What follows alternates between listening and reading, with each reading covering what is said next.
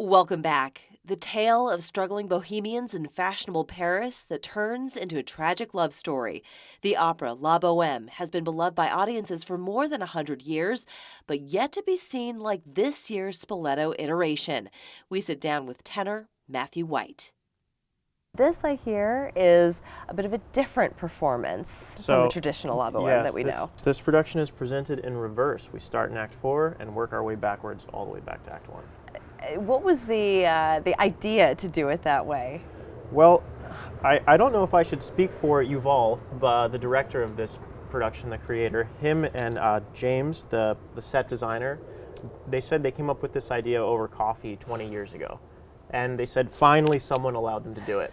So, yeah, that's the origination. How does it change the telling of the story, or does it?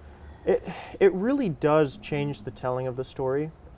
Having to experience the loss of Mimi and the loss of all of these young artists in the Act 1, and then seeing how they got there, really changes the perspective of the show. You see pain and friendship and how much this means to these artists, and then you get to watch how they got there. Wow. And I understand that this is just a run all the way through 90 minutes, no intermission. No intermissions.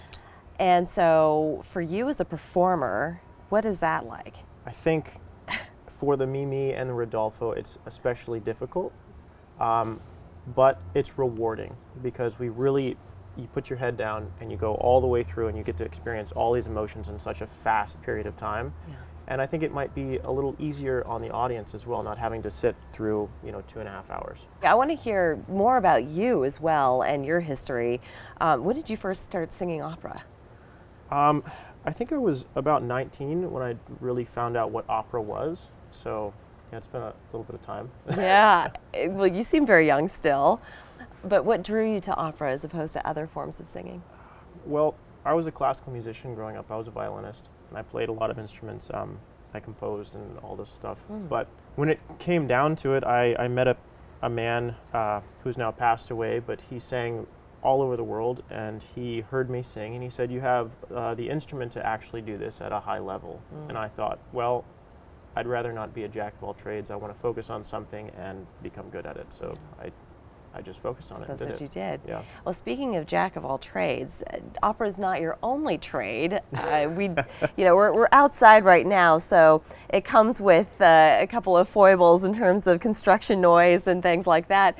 But you said that you recognize some of these sounds. Yeah, absolutely. There's a miter saw. You know a miter saw when you hear it. So you worked in construction? I did, yeah. My great-grandfather was a carpenter, and my grandfather was a truck driver. I grew up in a very blue-collar family, so to pay my way through school and to get through things, I worked in hardwood flooring and roofing and some electrician work. How's that juxtaposition of working in construction and then being on stage singing opera?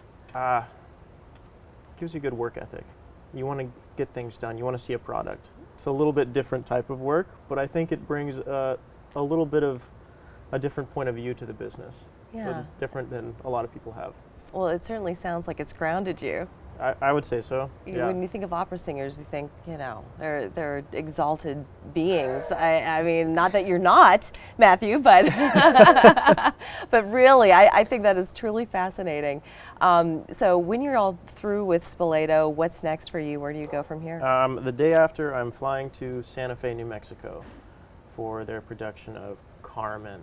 I will be covering Michael Fabiano and Brian Ebell.